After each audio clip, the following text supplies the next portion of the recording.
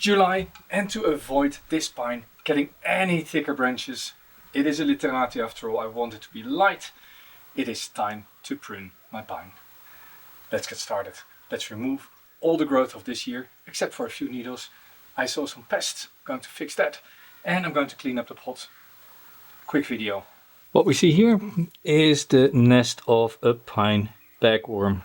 They create a cocoon of silk, add old needles to it, and live in that. Middle of July, perfect time to do this work. If you're in a temperate climate, don't expect this pine, this is a Scots pine, to reflush during this year. It will, however, create lots of buds now based on the pruning. And these buds will include back buds all along the younger branches. I might get a bud here and there on the somewhat older branches, but that is highly unlikely with a Scots pine. Just have to wait, fertilize and give lots of sun and hope for the best. The nest of a pine bagworm. They create a cocoon of silk, add old needles to it and live in that so that they can't be predated upon. Easily recognized and easily removed by hand. Let's see whether there's still somebody home. It doesn't look like there's anything in there, but still a very small one. There we go. There we have the little critter. Of course doesn't want to come out. There you go. You see, there's the back of it. The head is here. Now what do I do with these? I must admit, I feed them to the fish in my pond. With the weeds and the bag larvae gone, the bag flies gone, I think this tree is clean. No, this tree is not clean. What you see here is a cluster which is called by a mite. The spine mite causes a clustering of buds. And I like multiple buds, but I don't like these clusters. So this whole thing is just going to come off. And it is really interesting. Look at that. Look at how many buds you get here. And that is just a deformation because of the mites that live in these buds, and the buds start actually replicating itself. They start, every needle starts to form a bud straight away, and you get these big clumps of buds here. Be interesting to try and root this as a cutting. But I'm not going to try. No. And I already mentioned it, right? This is a literati pine. And literati pine have what in common? Exactly. A fairly slender trunk with quite a lot of character in itself. Ideally aged. This is actually aged. This is still quite young. And not a lot of foliage. So this is way too heavy. I'm going to thin this out drastically. I'm going to remove a lot of the foliage. And how am I going to remove foliage? Well, basically I look at these shoots and I look at, well, first of all, are there nice buds that I can cut to? And here actually I have two nice buds and I can cut to those. Then I look at the branches and look for how many side branches are there. And the first thing that I look for is places where there's more than two. So this is two side branches, or you could say there's one continuation of the trunk and there is a side branch. Then this third wheel on the wagon. At the same time I remove needles that hang down so that I only have upward growing needles left over. And if we now look at a shoot like this one, you notice a few things. There's old pine needles, those I remove. Those were the ones that I cut short in spring or last year. Then there are the needles that I left on last year, and what you see here happening, between these two old needles there is a new needle.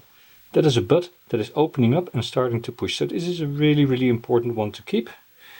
But a lot of the other ones I don't want to keep. I'm only going to keep one or two of these pairs of old needles. Really on places that are strategic when I might want to have some extra back budding. Now here, this one I'm not going to pull off because it is too close to the nicely budding one. I'm just going to cut them short. Between the two needles of every pair there is a bud sitting and it can be stimulated to start growing. And how do you stimulate it? Well, quite simply said, you can see here this is light brown. This is all grown this year. I have removed a part of the candles this year, but not a lot. So that's why you have this long extension. Now I'm going to go in, I'm going to say I'm okay, and I'm only going to leave a few needles. Like that. This way I'm triggering these buds to grow and potentially have more buds here along the branch to come. Here is no bud left. That's why I do it now in summer, so that a new bud can form here at the cut side or between the needle pairs that sit further back in the branch. This is now pruned back sufficiently. Might remove one more needle that hangs down, but this is pretty much what I need to do throughout the tree. And zoomed out a little bit, you see here also on top there is quite a few branches. There's a bud there. There is a bud. There's a little side branch here. There's a side branch here, and there's an old cluster of branches here as well that's not all that healthy. So the unhealthy ones I'm just removing, increasing overall health. Taking out some of these old ones, but again, this here is a new bud, grown since last year, so I'm going to have to be very, very gentle, and I'm just going to take my scissors and cut off the needles around it. This opens it up, increases airflow, and with that reduces the risk of sickness. I'm going to reduce the length of this one again. And here at the bottom, there's this tiny little branch, I'm just leaving it alone. In fact, now that I think of it, I'm just taking this middle one out, having these two young buds in place as a replacement. Just like that. Now about a third of the tree is pruned. You can really see the lightness now in these branches that have been pruned. A little bit of sap is oozing now from the cut areas. Sometimes you break a needle, that also happens, but it's also clear. I might want to put some wire in here. But before I do, I want to prune the whole tree. I do that in one sitting, and then wiring can happen over the next couple of days as well. It doesn't need to be per se in the same setting. And as before, I'm keeping track, not just of what grew this year, but also if there's any side buds, whether I want back budding, and all the needles that come down, I just pluck away. And in this case, I don't see a reason for a lot of back budding because this branch is nice and short, and that means they can also remove all the needles here in the back that are more susceptible to fungal infections, and therefore it's better to take them out. Also increasing the wind, and less needles means less photosynthesis, which in itself again means less thickening of the branches, and that is what I want in the more refined trees. Here another cluster of needed, here another cluster of buds. Off it goes. Prune this one short and leave just a few needle pairs here as well, ready for more budding. Now this is a very, very dense bunch of branches. Let me take quite a bit off here. This is all quite long. I'm only leaving just a few needle pairs from this growing season. This really aids in budding along the branches and keeping the tree nice and light. And now if you look here, this is a whole cluster of branches which is all twirling around, and I'm taking this whole curve out. So this is a substantial amount of pruning, and I'm actually taking the bifurcation here as well. It's just too heavy. But I need to get in between the needles. There we go. Now there's a little bud sitting here that will be stimulated to get stronger. I'll remove a few more needles here. There's too many buds on one spot, and remove most of the growth and most of the old needles. And now this cluster is completely gone. Yellow tip could be fungal. Same there. Cut those out. All this is too long, just gets heavy. I'm just going to cut it off as well.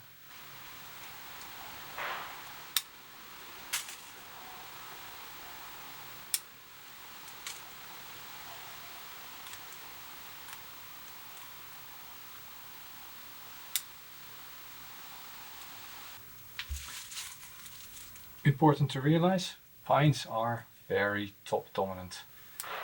So that means that you can remove a lot more. You actually have to remove a lot more from the top than from the bottom.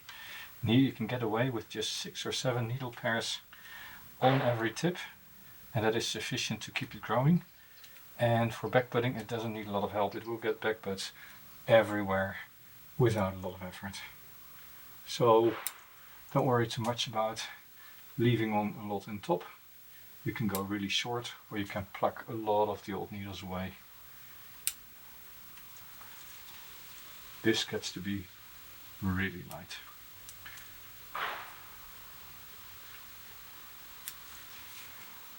I'm reaching the end of the pruning work here, and it is really clear this tree needs a bit of wire. Now I use copper wire. And why do I use copper wire? If you know the why, pop it down below in the comments. I'd love to see your thoughts, and I'll respond in a week or two. And I'll let you know why I use copper wire here, wiring this pine out later on.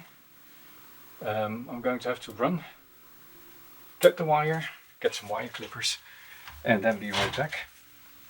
Now while I do that, please, I know that about half of the viewers on my channel has not subscribed to my channel. I'd like to change that. I'd like to have everybody on my channel have a subscription. So pop that like button, pop that subscribe button. Do give me some love.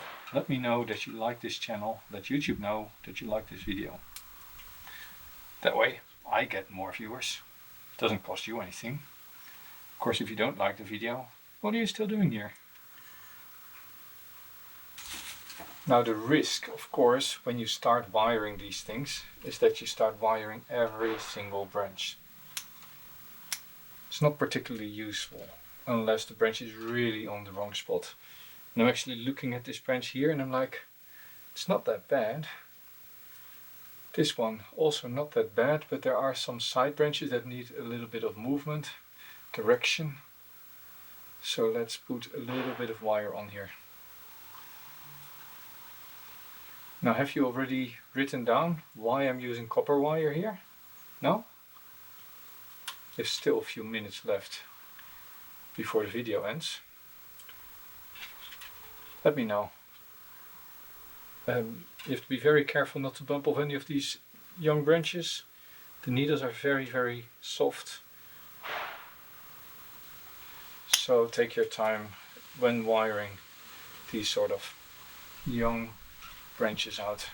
You can also wait till winter and then wire. It's a lot easier. Everything is a lot more stable at that time. I just know that I'm gonna forget to wire it out in winter, and then next summer I'm like, oh yeah, I'm going to wire that.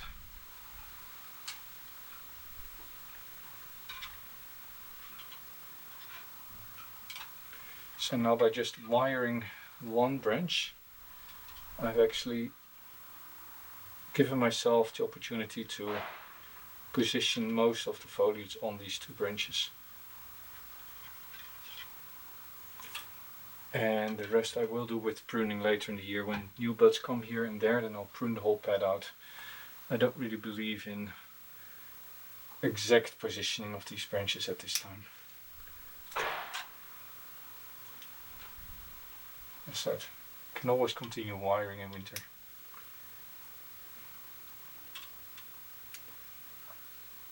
This has also been wired. This one, I want these branches to come down a little bit. Right, one wire, two wires and one wire again. And with that, these lower branches I think are pretty much set. This is all pretty much okay. I think I'm going to just leave it like this. A bit of wire maybe here in the top. But first I need to think what I'm going to do with this bend, because I really want these two tops to be closer to each other. So ideally this comes up a little bit at this point. Well, let's see whether this works. Old bamboo into the pot so that it can't slide too much, and connect that here to this guide wire that's already in place. And then I, in theory, have a way to pull the tops.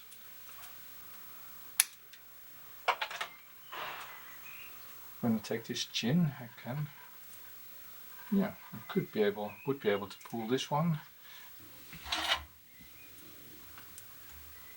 And I have to be careful that I pull the tree and not the wire to avoid breakage.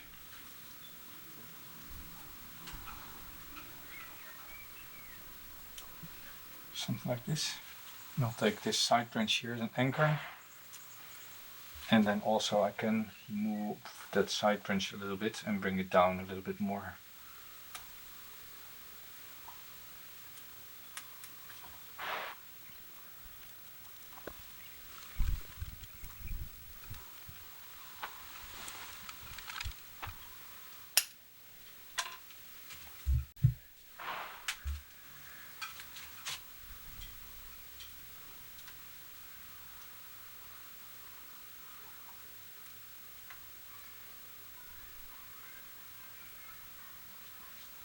And this needs to come down a little bit. But all in all, I think this is getting somewhere. I think with that, we are all done with this pine. Can go back into the sun. Bit of fertilizer. Let's see how it responds. Just a quick before and after. I think that looks quite different, right? Anyway, if you want to know more about pruning pine, I have a very long video right there with all the steps in pruning pine throughout the year. Then again, you might be just trying to propagate pine. Pine seedling cuttings might be interesting. This was Jelle, growing bonsai. See you next time.